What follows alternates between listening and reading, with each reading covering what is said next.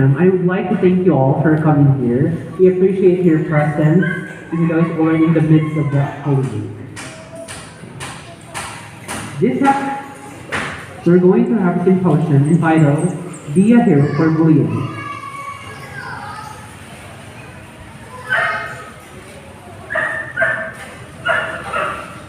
In this symposium, the presenter shall discuss the types of bullying and how are they going to prevent it. There are many types of bullying, and each member will present it to the audience. Our main objective here is simple: to become a hero for bullying. And H stands for help, E for educate, R for report, and O for overcome. But before we proceed to the different forms of bullying, we're going to talk about bullying first. And we're going to talk about it using the WH questions. Do you have any idea what are the WH questions? Everyone? Anyone? Okay. The WH questions are what, who, where, and when. We're not going to talk about why and how because they are going to be discussed later on. Okay. We're going to talk about here. What is bullying? Bullying is an unwanted aggressive behavior among school-age children that involves a real or perceived power imbalance. And we can also consider bullying if there is an imbalance of power. Kids who bully use their power, such as physical strength, access to embarrassing information, or popularity to control or harm others. And repetition. Bullying behaviors happen more than once or have the potential to happen more. Who are affected by bullying? Bullying can affect everyone. Those who are bullied, those who bully, and those who witness bullying. The victims can experience negative impacts from physical, social, emotional, academic, and many reasons. Kids who bully others can engage in violent and other risky behaviors into adulthood. They might carry it until they are Where does it take place? Bullying usually takes place inside a school campus, while most reported bullying incidents happen in the school buildings. A significant percentage also happens in places outside the school or other areas like the internet.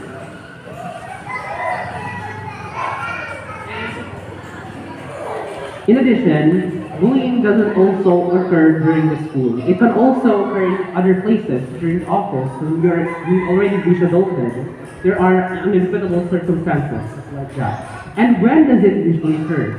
Bullying can happen anytime. In addition, bullying can also begin as early as elementary. It became intense throughout the years as the problems will not be solved. We're going to move on to the different forms of bullying, and number one is social bullying. So what is social bullying? Have you heard what social bullying is? You haven't yet. Social bullying is using various means to damage the victim's social reputation or relationship, and it may cause humiliation. This type of bullying is sometimes referred to as relational aggression. It can also be an insidious form of any form, like cyberbullying.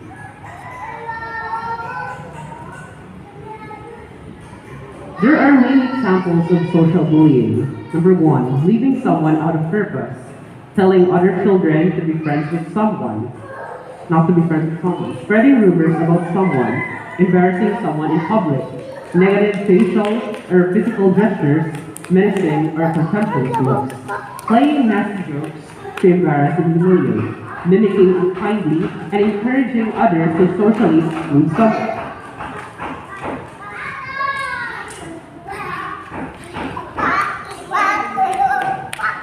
Attention-seeking behavior doesn't matter if it's positive or negative. It also might be a need for them they can get what they want from being bullied. To impress others and think they are gaining respect and popularity amongst their peers, which is actually not. Which is actually a negative behavior. To punish people they are jealous or envious of, so they're going to resort to bullying. So magbubully na lang sila para kahit para, for clout, or anything.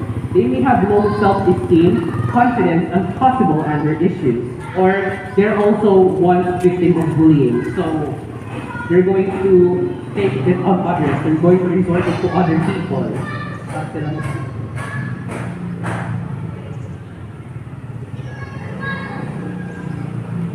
How it might make the victim feel. When you're faced with social bullying, your first instinct may want to isolate yourself and withdraw from all social situations, whether online or face-to-face. It is actually normal when you feel like you are in an environment that's super toxic now, if you feel like it's so super suffocating, the first thing that you're going to do is to leave. It is actually normal because it's also your way to protect yourself from harm, to protect yourself from too much. Emotionally, your self-esteem and confidence might be taking a knock on you, and maybe you'll be experiencing anxiety, which can have a serious knock on your emotional and mental health and well-being.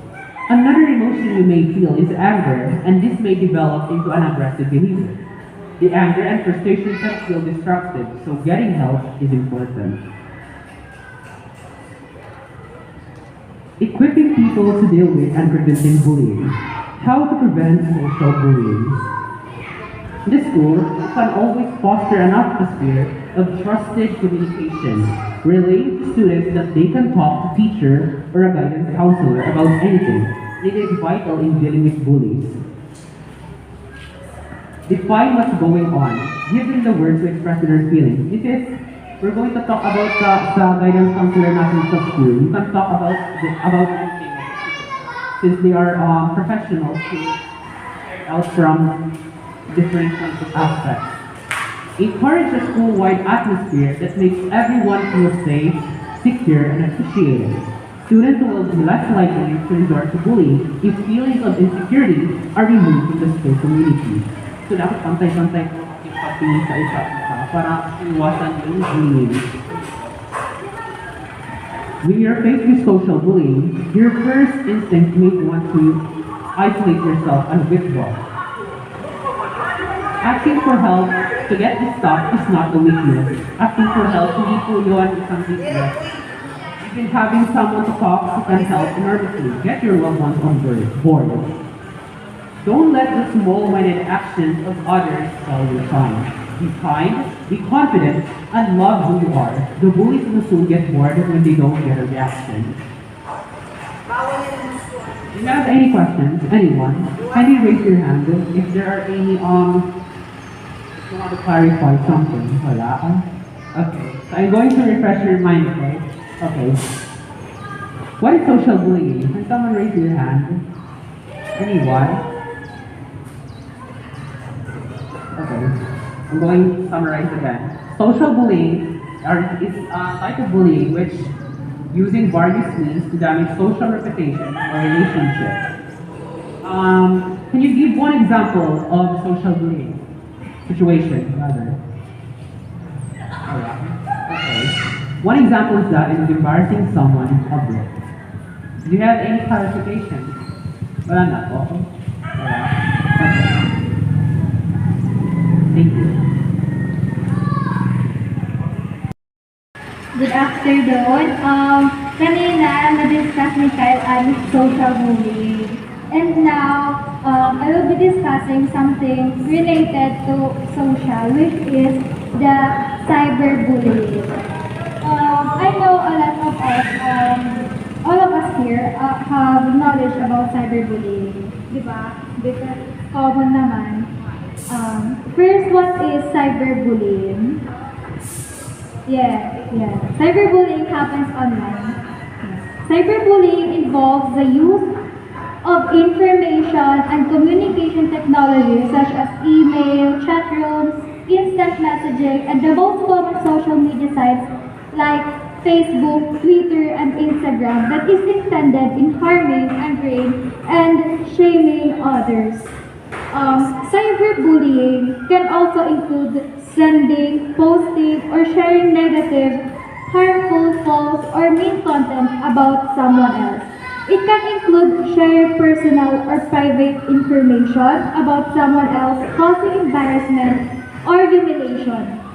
Some cyberbullying crosses the line into illegal and criminal behavior. So, if you bullied someone online, you can also, pwede ka mo mapiriso or your victim can take legal action towards you. So, you should be careful and be mindful. Why do you think cyberbullying happens? Why? Is it because of for clout, for to look good, or to look cool to others? Um, Cyberbullying behaviors are connected to perception problems, hyperactivity, and anger, aggression problems or behavior control, low sociability, feeling of revenge, and feeling insecure at home, school, or to our surroundings. There are three common reasons why cyberbullying happens. First is anonymity. What comes into your mind when you hear anonymity? From the root word anonymous. Yeah. Cyberbullying tends to bully their victim because parang panera. Parang nag-isip nila nga, oh, paano di ba ko nila kilala? I can make my identity anonymous, or I can change my name, or can change my identity so they can kilala me, you know. And the second one is ignorance of the consequences. Ignorance of the consequences because they think it's funny, because they don't see their victims' reactions in person. Cyberbullies may not realize how much damage they are doing. Diba? When you bully someone online, they won't see your reaction. Even though sa nagkakitira words, they won't see it. They find it funny or entertaining. Because parang nila nga nasasulan ka, that's another reason of cyberbullying. The third one is social pressure. Some cyberbullies may think their behavior is normal and socially acceptable, especially when friends mock them. Example na yung hate, for example, mga minors na nagpipilit po sin mga inappropriate content for their age, for them to have clout, di ba? When you post something online and you gain a lot of reaction, you feel sikat, di ba? That's social pressure. And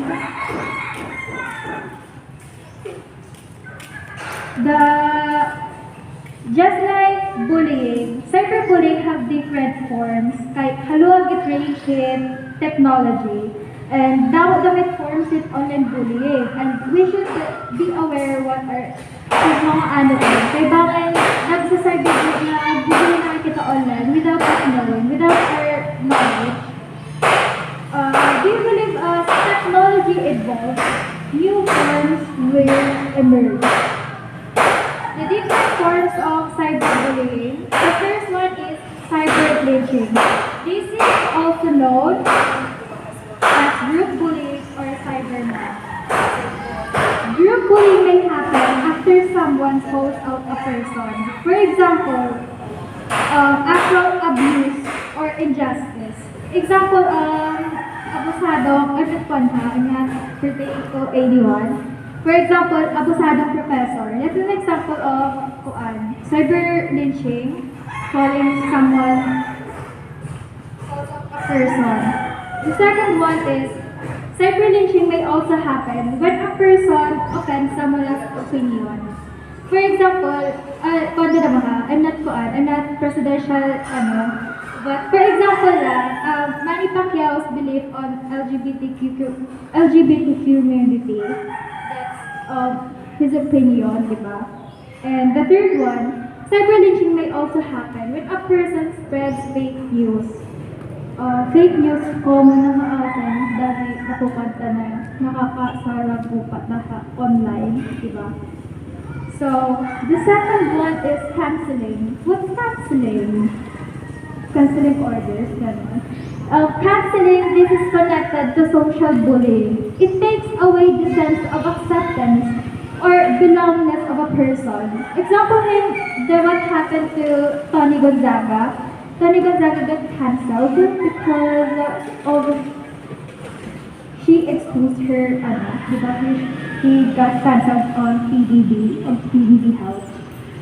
That's canceling. And it also happened online. When you cancel someone for being a red flag, diba, the PBB House made that cancelled. The third one is impersonating. This is the creation of false account or the hacking of the original account of the victim, and the perpetrator will use this to humiliate and attack the victim, also known as identity theft. I think common in sa atin, iba naging mga fake account just to scam, di ba? They pretend to be someone else for clout then. And the next is flaming. Flaming is the use of angry, vulgar, and violent words against the victim. Calling someone else, and for example, there are a post and you call them BOBO or TNGA. You call them that way, and it's not appropriate for The next is creative bullying. Creative bullying is creative bullying from use for uses creative arts and deepfakes to inflict knowledge damage to the victim. These are the use of fan pages as hate pages, altered images, e-posters, and videos. Example hit online bardagulan or EXO versus armies, fan wars online, nahihinabuhin hit online na araway. That's creative bullying. The last one is outing. Outing, when I hear outing, we think about date or going outside. But in cyberbullying, there is also outing. It is a form is meant to manipulate the victim to willingly divulge embarrassing information or do something embarrassing. This will now be used to harass and embarrass the victim. Ganun siya. Now, the effects of those forms of bullying, of cyberbullying. Of course, una maapekta natin is ating mental.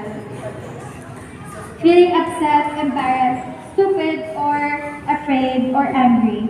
When you are being cyberbullied, you might start to feel ashamed, nervous, anxious, or insecure about other people's opinion about you. Diba? When you post something and they say something about you, you will feel uncomfy and na-insecure kahit iba, dahil na i-hours naging sarili. You lost your motivation to do things that you usually enjoy. Doing and feel isolated from the people you love and trust. This can perpetuate negative feelings and thoughts which can adversely affect your mental health and well-being.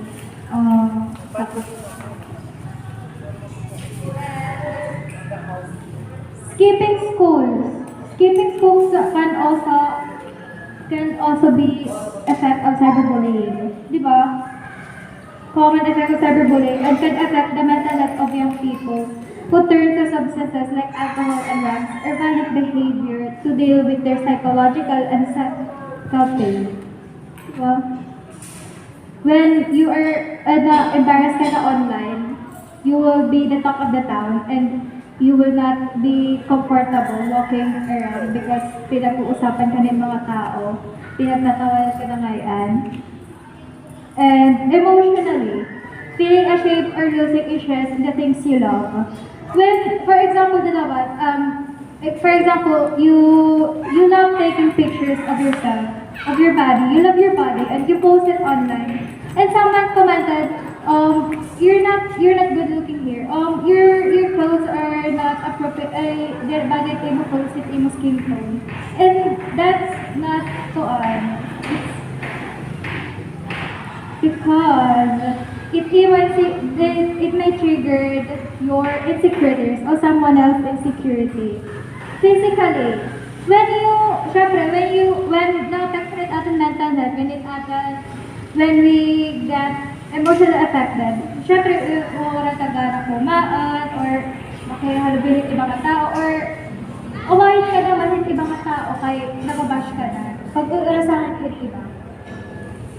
Tired or experiencing symptoms like stomach aches and headaches because stress, it also it mga sugarin, pwede daw maka-stress sa M. So, nakakapag-cause sa M, yung mga physical pain, mga sugarin.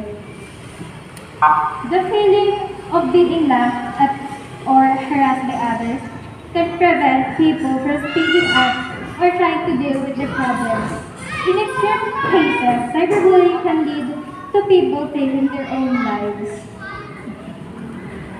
Bullying someone is dangerous because it's harmful.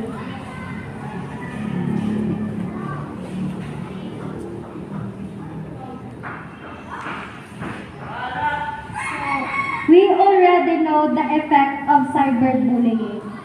But now, let us know but there are also ways on how do we prevent or avoid cyberbullying from happening. The first one is, if you think you are being bullied, first, seek for help. Seek for help from other people, like your family, your teachers, or your friend, or seek for professional help if you're not comfortable sharing with other people. First, always inform somebody when you are being cyberbullied, harassed, stalked, or mocked. As a minor, tell your guardians or parents. It is the best to share this also to your class advisors or to the school's guidance office. Parents, it's best to inform the principal about the incident para maagapan naman, di ba? As an adult, tell someone you trust, and if harassment is work-related, it is wise to give your HR or head a heads up. If you're experiencing workplace bullying, always keep a copy and screenshot of hate messages, degrading images and or videos using a browser where the URL is visible. Always keep a copy. Always take a screenshot of the Facebook, Twitter, download a copy of degrading images or videos because we can use this as evidence. If you decided to take legal actions, we can use this as evidence. Second is, block the accounts of the people who are harassing you. For parents, do this immediately and have your kids take online vacation. Avoid learning ipag-use his gadgets. For adult victims, do this if the attacks are affecting you already, but ask someone to monitor the accounts of the bully. If you can take an online vacation, use different cell phone numbers when necessary, but ask someone to monitor the messages in your original number. Ganun. Parang nag-deactivate ka ng imo account para ma-avoid ikuan. So, asya na thank you. I hope you learned something and I hope you share your knowledge to others. Always be mindful of what you share online because you might hurt someone else's feeling. Stay kind and... Hi, good afternoon. My name is Franz and I will be discussing about physical bullying. We will take on several topics and you can voice your questions to me after each one in case you need any clarification. So, let's start. What is physical bullying? I'm sure all of you have an idea on what it is, but let's still look at its definition. Physical bullying is the use of physical actions to intimidate and gain control over an other. The physical actions are unwanted by the victim and can either cause damage to their body or possessions. It is the most obvious form of intimidation and can consist of kicking, hitting, biting, pinching, hair pulling, and making threats.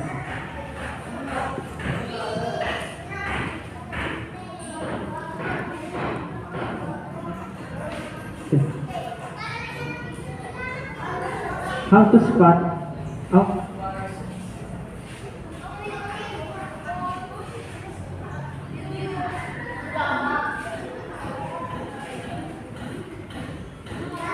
next, how to spot physical bullying.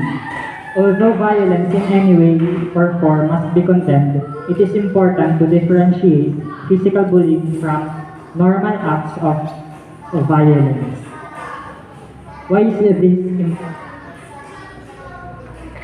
This is important because if we label each act of physical violence as bullying, it will lose its meaning and become an overused term. When deciding whether something constitutes as physical bullying or not, look for the three defining characteristics of bullying. This was discussed earlier by Kyle in the introduction on what is bullying. I'm just repeating it. The first one is power imbalance. The target of bullying is usually defenseless due to a starting power with their attacker. It may be physical, the bully could be stronger or have bullying assistants, or it could be intellectual, such as children with learning differences. The next is repetitive behavior. Physical bullying is ongoing and habitual, not a one-time act. Then, intentional actions.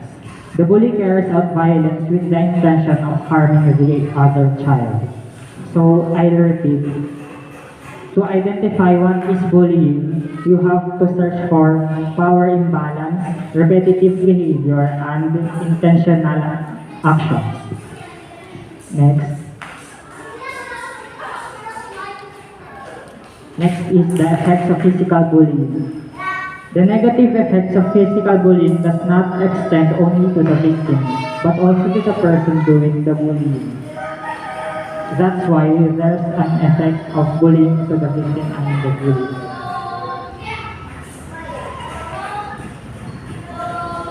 To the victim. Apart from physical injuries, physical bullying also attacks victims mentally, emotionally, and socially.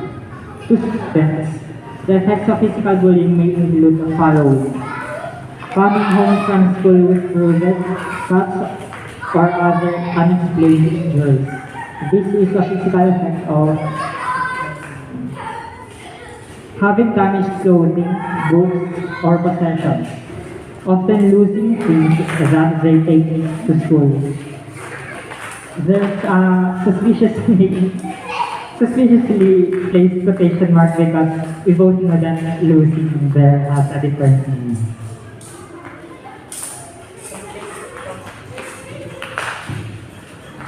Complaining or frequently not feeling well before for school activities. This may be a form of trauma or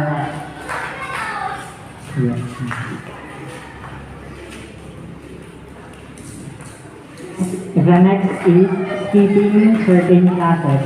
Wanting to avoid going to school or going to school a certain way, such as taking strange routes home from school or not wanting to ride the bus. Acting sad or depressed. Withdrawing from others.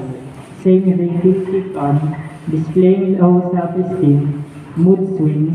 Wanting to run away. And talking about suicide.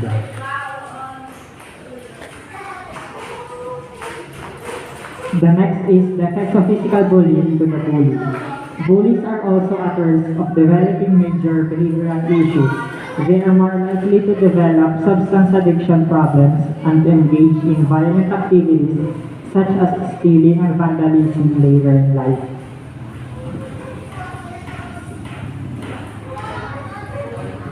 Although physical bullying does not have much immediate effects on the bully, if it is not dealt with as soon as possible, these bullies can develop negative habits that they may burn into adulthood. Bullies who have been victims themselves, as opposed to children and adolescents who have just been victims, are more likely to suffer from serious mental health problems. These consequences persist until adulthood, including suicidal impulses. Bullies often have weak social skills and high level of hostility.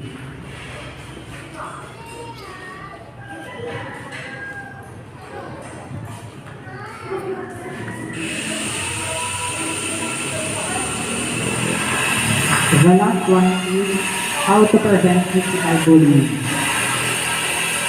There are four ways to prevent physical bullying. These are carefully defining a physical bullying, building positive self-concept among students, create a sense of community, and being more empathetic. The first one is careful defining of physical bullying. The first step is to embrace awareness of the different forms of physical bullying. Ensure that everyone can recognize it, even in subtlest form. When defining bullying, it's best to remove the labels. Everyone is baggage, even children. There is likely a reason the child bullying is bullying another.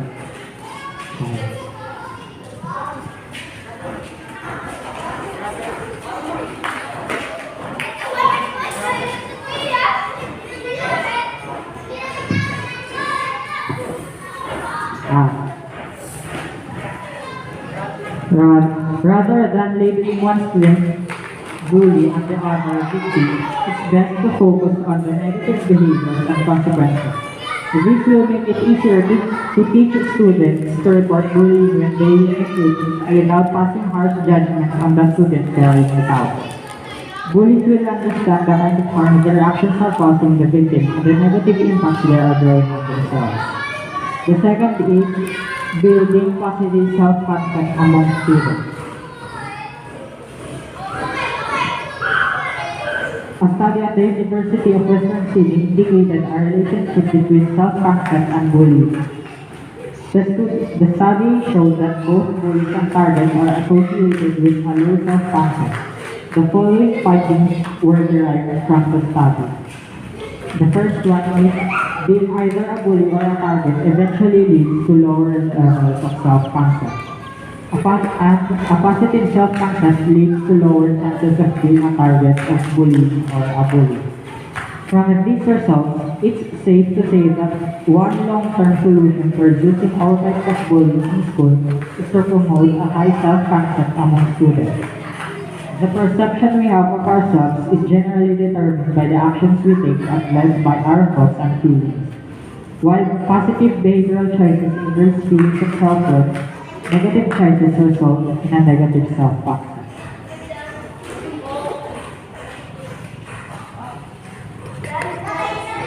The third one is creating a sense of community. Find opportunities to create a strong family. This creates an environment where people feel connected to their peers and safe to be themselves. This connection between peers can reduce incidents of school bullying while also promoting healing among victims. It can also motivate students to speak up when they witness bullying. Engage in community building after school activities that relate to their interests while also promoting social emotional learning. Social emotional learning involves equipping students with interpersonal skills, self-awareness, and self-control. It helps the students appreciate their identity and uniqueness and that of their peers. The last one is be more empathetic. Being more empathetic means creating activities where students can develop their problem-solving skills and learn how to work through conflict. Teach them leadership skills.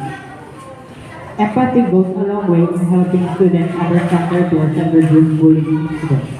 You should also strive to build an emotional connection with your peers. Connect with them on an individual level. Offer support and show that you care about their well-being. This will keep communication open and encourage those witness or experience bullying to report it.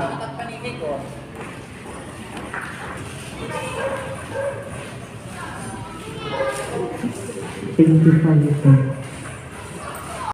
Everyone, good afternoon. So, yung topic here is about verbal bullying.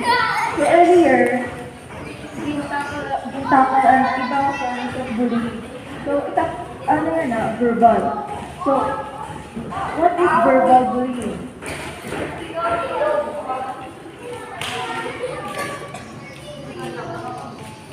It states here that verbal bullying is done through speaking. The act of saying or writing mean or hurtful things to someone intends to degrade or demean the victim in some way. So siguro, kahit isang beses naranasan na ninyo na verbal bullying or di rin na kang aware na nabully na kang verbally. So, here it is. Bullies come in different kinds. The verbal bully uses words as weapons against you. The direct verbal bully says insulting things to your face. The indirect verbal bully says insulting things about you within your hearing or behind your back. Example to that is, if pagliligaw ka, siya din sabi na indirect verbal bully. Kasi naniligaw behind your back na.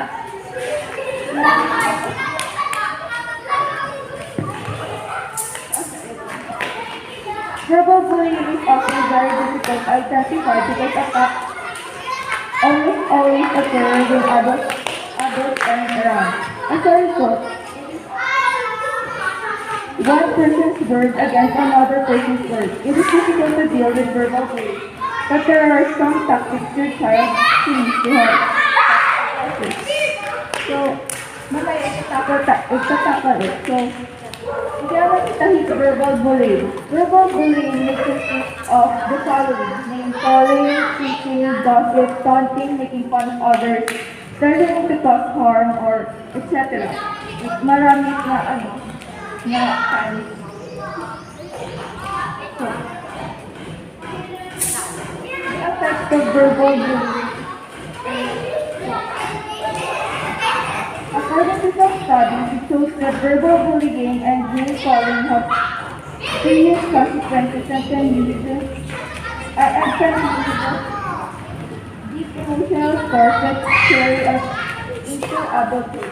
Verbal bullying can affect someone in various emotional and psychological ways, depression, lack of self-esteem, isolation, lose the self-esteem, self-esteem.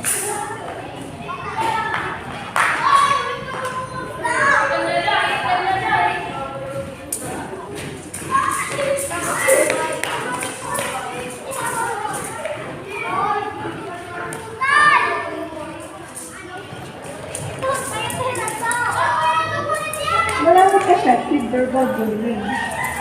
So, if ang kaya dito is nadadamage is foundation in mental health. Health in mental health. Na, kung ang nasistap is maging layakan na hurtful things kain. So, madadala, so positive, pagtapos magiging marketing na insecurity like so, kaya ka na i-issue. Magtaba ka or something. So, magiging insecure ka about it or pango ka, gano'n. Dadarek yung pagda.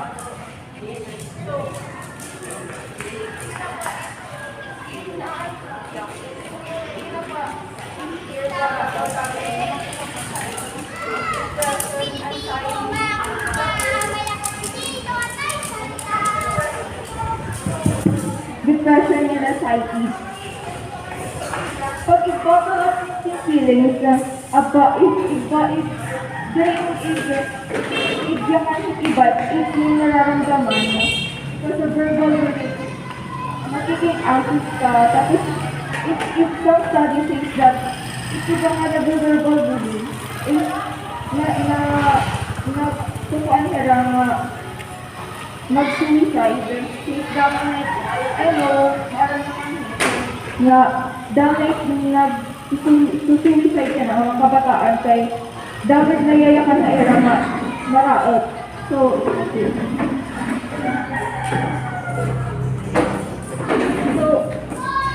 wondering why do police bully? Why do they do it? It is very difficult to understand why someone would want to use themselves towards others on a regular basis, especially if they have been told or asked to stop. There may be various reasons why someone acts this way towards others. One of it is they might be doing this to impress their friends or build up some type of reputation.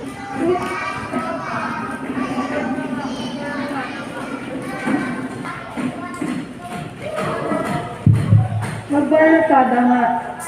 May ako na kaya magkalat nila i-impress ibang kabarkada para ma-impress sila. Like magbubulirate isa tapos siyempre kukonsistihan ka nila ibang kabarkada. So, they may have been bullied themselves and to distract the attention or because they are angry, they go on to bully someone else. They might be enjoying the attention or attention. They might be having problems at home or at school, so they are taking this out on someone else. Lack of self-esteem of confidence, so they act in a negative way. They might be angry and frustrated and looking to take things out on someone else. So, kailangan naman naisip kung kaanihin na nagbubuli hirap. Pero, parang kita nga direct okay since no hurt his feelings sa mga tao.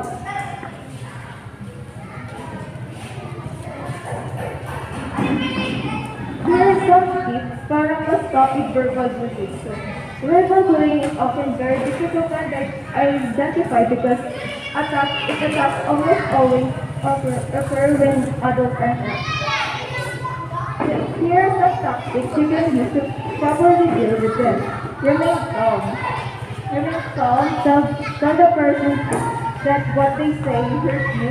Use humor to throw them off their game. Look confident. Ignore the bully. Remain civil. So remain calm. Since pag ito sa mga bully, parang sila reaction yung parang di na makuha.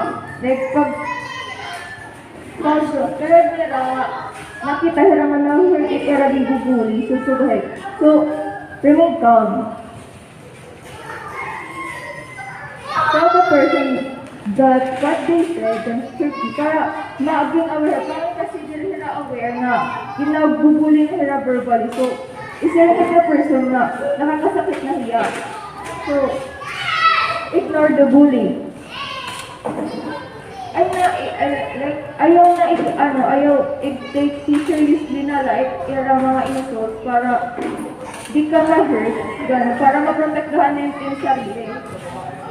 Remain civil, parang ay nalahat intindihan, civil na lang ka nga doon, para siguro iiwasan ka na letter niya or something.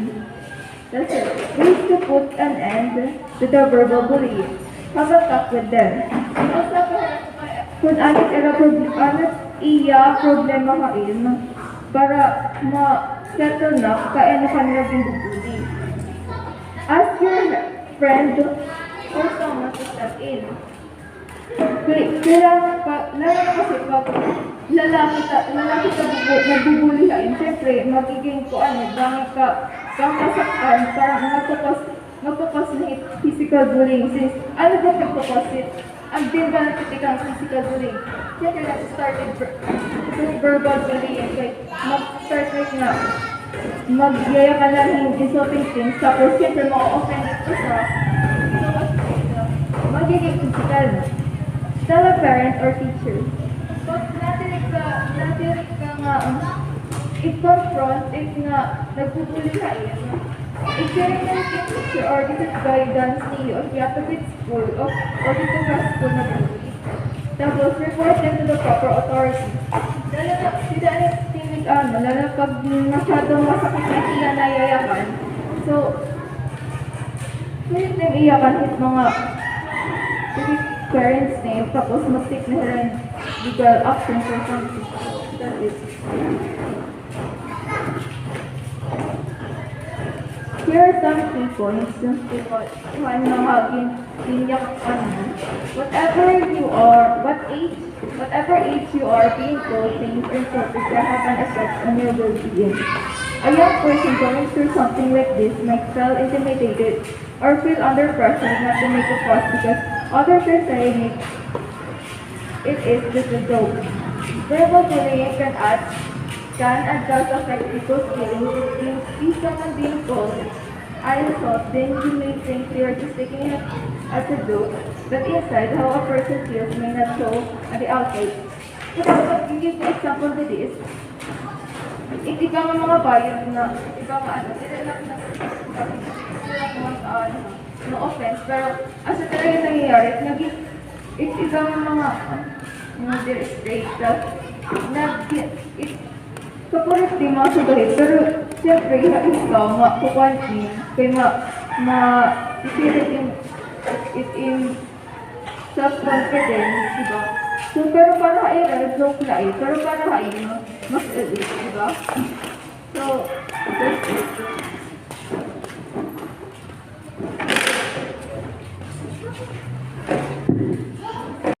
Good afternoon, everyone. So we all know that there are many types of bullying. There is social bullying, verbal bullying, physical bullying, and etc. So now I'm discussing about prejudicial bullying. But let me ask you something. Did you know, alam niyo ba kung anong ibig sabihin ng prejudicial or prejudice? Okay. So prejudice is being harmful to someone or something. For example, having a negative thought towards Muslim people, discriminating your gender identity, and teasing your religion.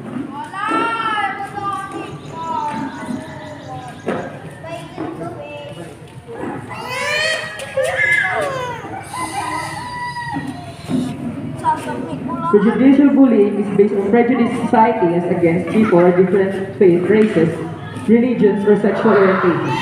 This type of bullying includes all the other types of bullying such as physical, verbal, and cyberbullying. In prejudicial bullying, it has three types: racism, religious, and sexual orientation.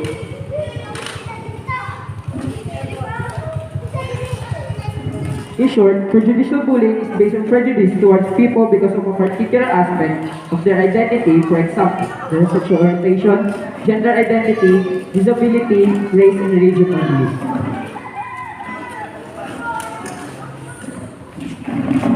So let's move on to our next topic, which will be discussing about the different types of prejudicial bullying. There are three types of prejudicial bullying. First is racism. So racism is a type of discrimination which makes the recipient feel bad about where they born and how they live. It is a scientific method of judging people. Racism can take any form such as jokes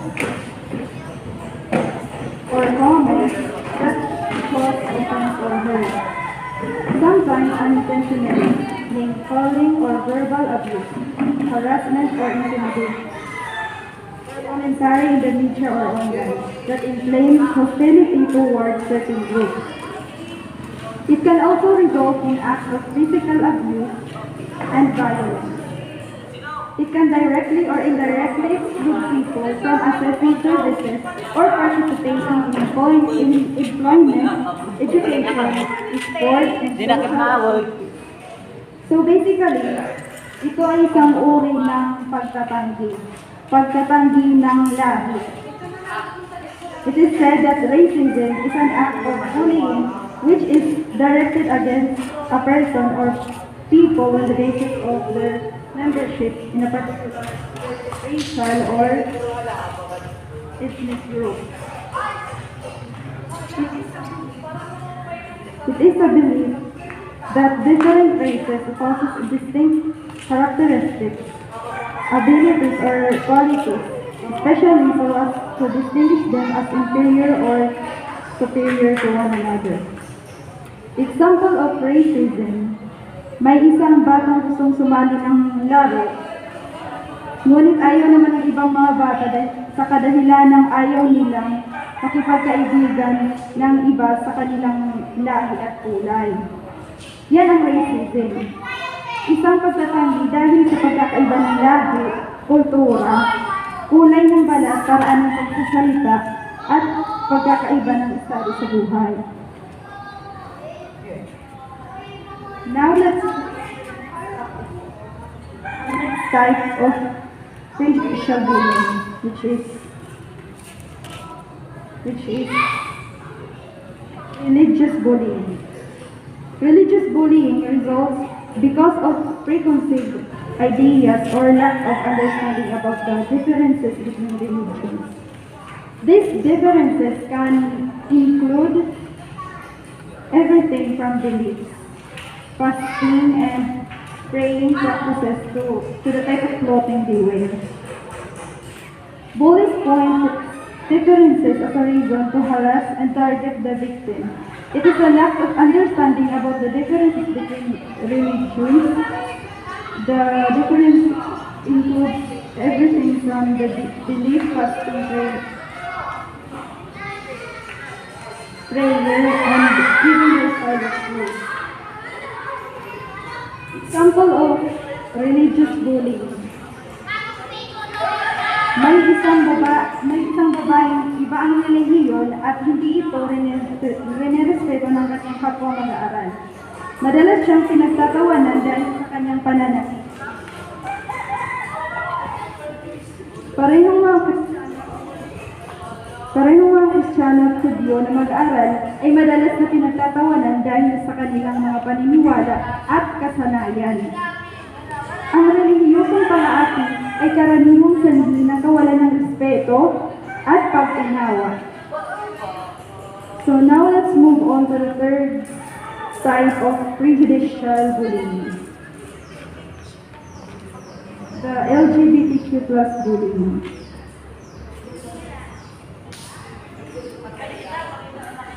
LGBTQ plus bullying refers to being physically or verbally harassed because of a person's sexual orientation. What is sexual orientation? A sexual orientation is defined as one's sexual attraction and arousal toward one or both sexes. LGBTQ plus bullying also can include name calling, sexual bullying, and cyberbullying. It is a type of bullying affects people in LGBTQ plus community as well as those who are perceived to be. Sexual orientation is an enduring emotional, romantic, sexual, or affectional attraction to another person. It can be distinguished from other aspects of sexuality, including biological sex, gender identity, and the social gender role.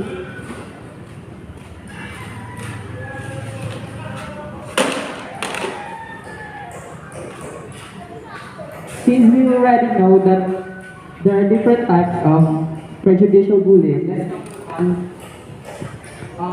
to the effects. There are many effects of prejudicial bullying towards the victims or the students. For example, in racism, when someone experiences racism, it may cause them to feel sad, depressed, or have a suicidal thoughts. It may also decrease their self-worth, self-esteem, and self-confidence. There are signs from students who are experiencing prejudicial bullying. Students start avoiding people and not wanting to go to school, skipping classes, doesn't seem like their usual self, and doesn't speak their mind as well. The effect of this prejudicial bullying are that it destroys their dignity of an individual and their confidences. It causes stress, anxiety, disorders, panic attacks, mental disease, and sometimes even suicide and self-harm. In religious bullying is dangerous, like other forms of bullying.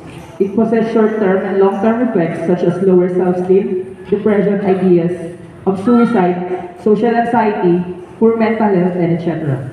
While in LGBTQ+, with regards to negative consequence, studies are clear that bullying among the LGBTQ youth is associated with various forms of emotional distress, mental health, and issues, suicidal thoughts and attempts, absenteeism, and substance abuse. So, kung napapansin nyo, halos lahat ng types of bullying, parang may nila pare-parehas same effect. Like sad, depression, anxiety, social anxiety, and etc. So, these effects are normal lang. Kasi, syempre, hindi ba talaga ito magiging fun kapag nagbubully ka? Di ba? So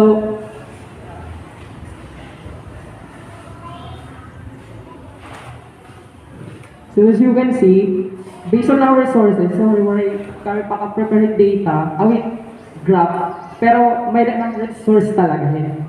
As you can see, there are 6 out of 10 students have already experiencing prejudicial bullying. There are many solutions about prejudicial bullying or how you will cope up with this. First is Go to someone you trust, whether it be a teacher, a parent, a friend, or a close adult. You could suggest a program to your school with regards to bullying. And if you're feeling hopeless, helpless, planning to end your life, etc., always remember that God has better plans than yours. And remember that your feelings are valid.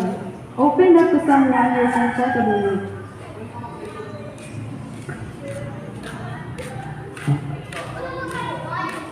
be confident and assertive. You may be able to deter some bullying.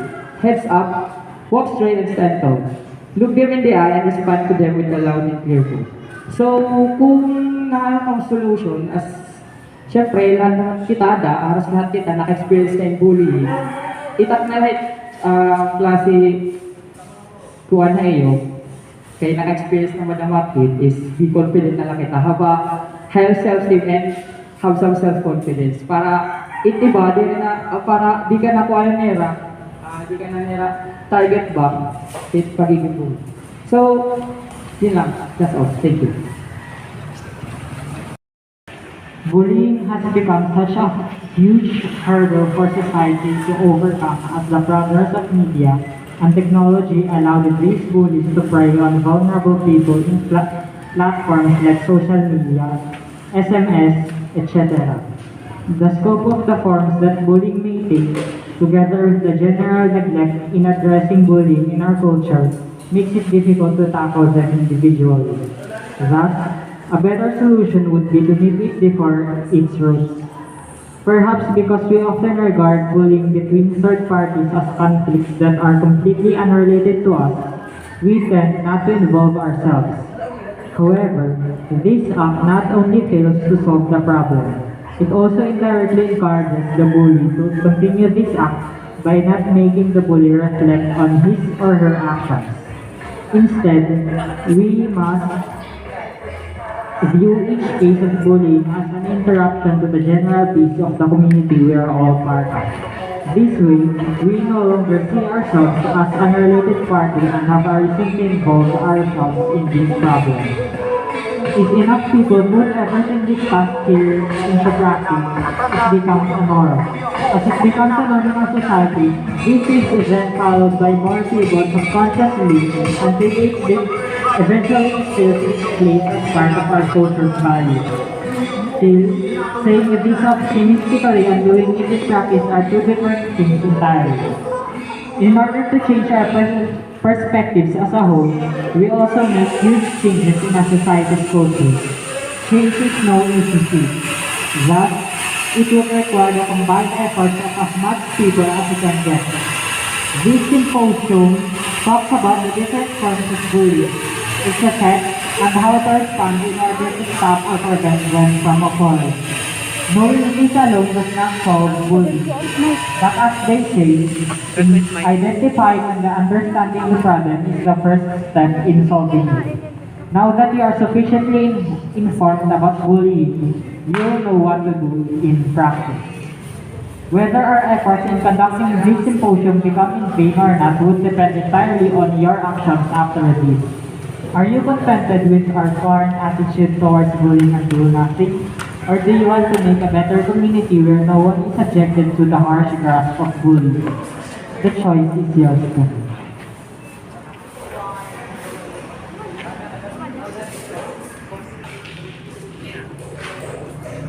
Be a hero for bullying. Can you still remember the meaning behind it, the hero? Let's start from H. H stands for help, E educate, R for report, and O for overcome. Always remember that. Always remember to be respectful, be kind, and be mindful to others. Thank you for listening. I hope you have learned something from us. We appreciate it. Thank you. Thank you.